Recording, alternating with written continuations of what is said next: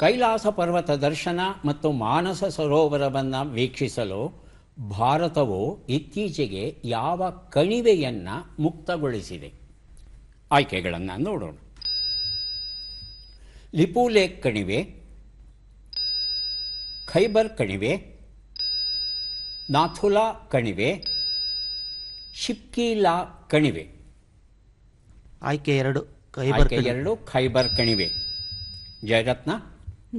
ಆಯ್ಕೆ 3 ನಾಥುಲಾ ಕಣಿವೆ. ಸಿದ್ದೇಶ್? ಆಯ್ಕೆ 1 ಲಿಪು ಲೇಕ್ ಕಣಿವೆ. ಉತ್ತರವನ್ನು ನೋಡೋಣ. ಸರಿಯಾದ ಉತ್ತರ ಲಿಪು ಲೇಕ್ ಕಣಿವೆ ಆಗಿತ್ತು. ಕಥಾ ಸಂಗಮ ಈ ಒಂದು ಪುಸ್ತಕವನ್ನು ಸಿದ್ದೇಶ್ ಅವರಿಗೆ ಕೊಟ್ಟಿದ್ದೇನೆ. ಉತ್ತರಾಖಂಡಲ್ಲಿ ಕುಮಾವೋ ಹಿಮಾಲಯ ಪ್ರದೇಶ ಅಂತ ಬರುತ್ತೆ. ಅಲ್ಲಿ ಭಾರತ, ನೇಪಾಳ, ಚೀನಾ ಈ ಮೂರೂ ದೇಶಗಳು ಸಂಗಮಿಸುವ ಸ್ಥಾನ ಒಂದುಂಟು. ಅಲ್ಲಿ ಈ ಲಿಪು ಲೇಕ್ ಕಣಿವೆ ಅಂತ ಇದೆ. 17,500 ಅಡಿ ಎತ್ತರದಲ್ಲಿ ಇದೆಯಂತೆ ಈ ಒಂದು ಕಣಿವೆ. ಪಿಥೋರ್ಗಢ ಅನ್ನೋ ಸ್ಥಳದಲ್ಲಿ ಇದನ್ನು ವ್ಯಾಸ ಕಣಿವೆ ಅಂತಲೂ ಸಹ ಕರೆಯೋದುಂಟು.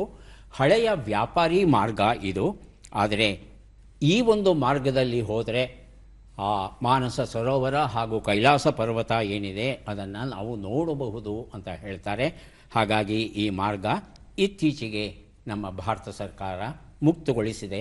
ಆದರೆ ಕಠಿಣವಾದ ಮಾರ್ಗ ಅನ್ನೋದನ್ನು ಮರೀಲಿಕ್ಕೆ ಸಾಧ್ಯ ಇಲ್ಲ.